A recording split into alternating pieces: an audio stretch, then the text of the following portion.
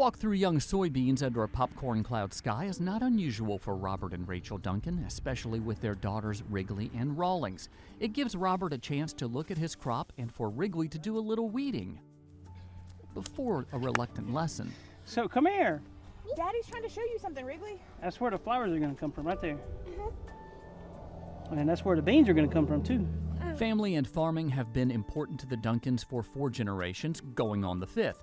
It's how the Duncans keep the farm going, even when it has not been growing. You see, over the last 10 years, circumstances have forced the Duncans to reduce the farm where they grow soybeans and raise cattle from 3,200 acres to fewer than 500. Nobody wants to get smaller. I guess everybody's idea is to get bigger and get bigger, but we took the opportunity of getting smaller to get better. One way the Duncans got better was by retaining ownership of their cattle and selling beef directly to consumers. It's something they started doing in 2017, before there were beef shortages at the grocery stores because of COVID-19. We were, I guess, lucky in that aspect because we had been doing it before COVID, and then when COVID hit, it was just kind of like, boom, where are we going to get our meat from? Like, all these people are kind of going crazy, and then we're here, we're local. They know what's going into our beef. They know where the beef is coming from. They can see the beef, they can see the cows when they pull up to come and purchase some. So they really liked the aspect of knowing where it came from and knowing what goes into it and how we take care and raise our beef and stuff. So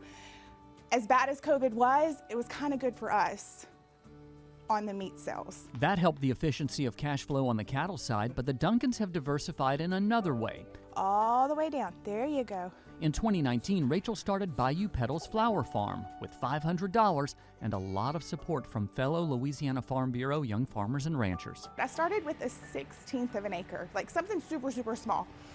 And from there, it has just grown and grown and grown. And Robert was absolutely amazed after the first year. We kind of crunched some numbers and did like rough figuring, and my little 1/16 of an acre made more money than 3 acres of soybeans.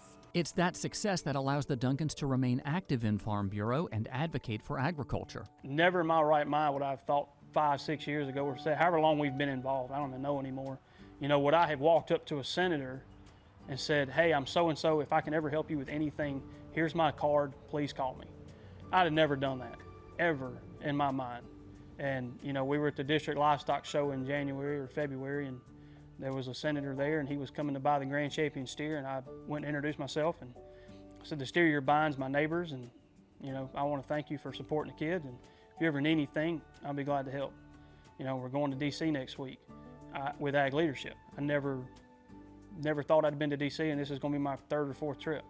So it's not what you know until you know. It's part of the constant learning that keeps the Duncans successful and always looking forward to what's next. We have number 3 on the way, so I guess that's the big next topic.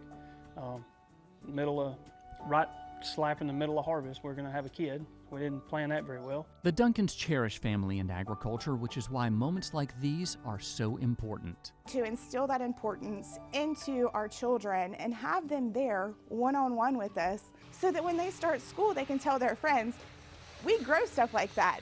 We produce food that we eat.